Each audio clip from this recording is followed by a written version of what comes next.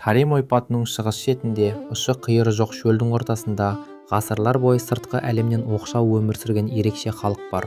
Бұл лобнорлықтар. Сырт көзге олар қарапайым ұйғырлар сияқты көрінгенімен, олардың тілінде, қанында және тұрмысында қырғыздың өшпес ізі сайрап жатыр.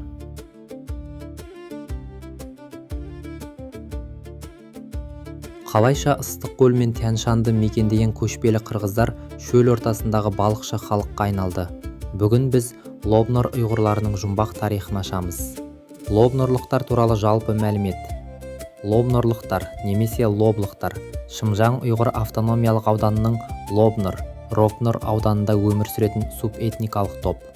20 ғасырдың ортасына дейін Лобнор Орталық Азиядағы ең үлкен тұзды көлдердің бірі болған. Бұл аймақ балыққа, құсқа және қамысқа бай еді. Осы оазисті мекендеген лобнорлықтар айналасындағы егінші ұйғырлардан да, көшпелі моңғолдардан да мүлдем бөлек, бірегей этномәдени топ болып қалыптасты. Этникалық тарихы мен шығу тегі. Лобнорлықтардың шығу тегі тарихшылар мен этнографтар арасында көпке дейін талас тудырған тақырып. Негізгі екі теория бар.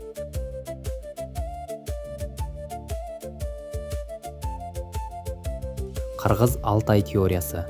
Белгілі түркітанушы Сергей Малов пен ғалымдардың зерттеуінше, лобнорлықтардың түп тамыры Енисей немесе Тянь-Шань қырғыздарымен, сондай-ақ алтайлықтармен тығыз байланысты. 15-17 ғасырлардағы саяси қақтығыстар кезінде қырғыз тайпаларының бір бөлігі Тарим ойпатының шығысына ығысып, Лобнор көлінің жағасына орныққан. Автохтонды теория. Лобнорлықтар осы аймақты ежелгі Кроран, Лоулань патшалығы заманынан бері мекендеген байырғы халық пен кейін келген түркі-моғол тайпаларының ассимиляциясынан туған халық. Уақыт өте келе, олар төңірегіндегі басым ұйғыр этносының құрамына сіңісіп кеткен.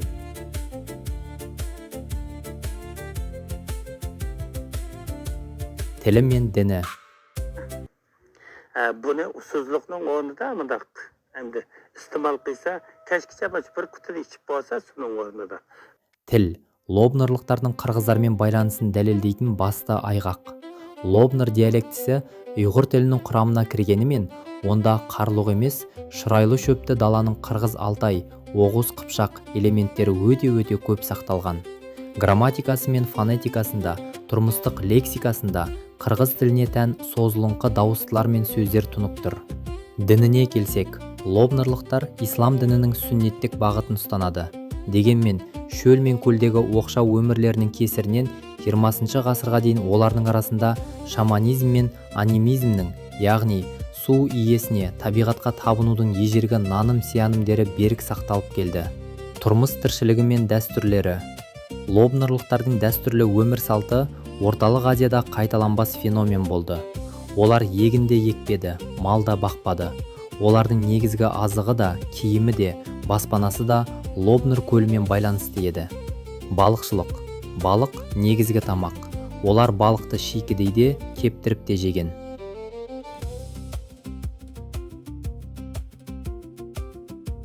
Сатма. Олар ағаш пен қамыстан сатма деп аталатын жеңіл баспаналар соқты. Өмір салтының өзгеруі. 1960-1970 жылдары экологиялық апат салдарынан Лобнор көлі толық кеуіп қалды. Бұл халық үшін үлкен трагедия болды. Балықшылықпен қоштасқан лобнорлықтар басқа ауылдарға қоныс аударып, мақта өсіруге, мал бағуға көшуге мәжбүр болды.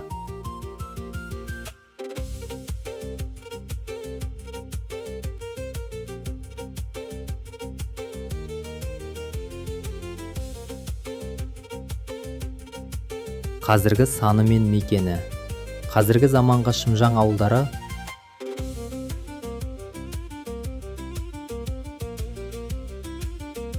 лобнорлық қариялардың портреттері, заманауи көшелер. Бүгінгі таңда лобнорлықтар негізінен Шымжаңдағы Чақыралық, Лобнор және Көрле аудандарында тұрады.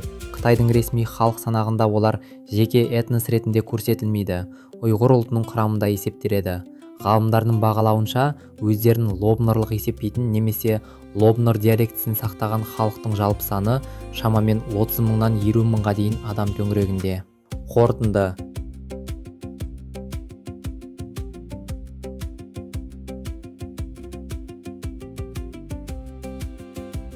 сана сезімі мен идентичнасы. Қазіргі лобнорухтардың сана сезімі қос қабатты. Олар өздерін саяси әрі мәдени тұрғыдан ұйғыр халқының ажырамас бөлігі санайды. Бірақ өздерінің лоблық тегін, балықшы бабаларының тарихын ешқашан ұмытпайды. Олар қырғыздың далалық рухы мен ұйғырдың шыраттық мәдениеті тоғысқан ұлы жібек жолының соңғы жұмбақ куәгерлері.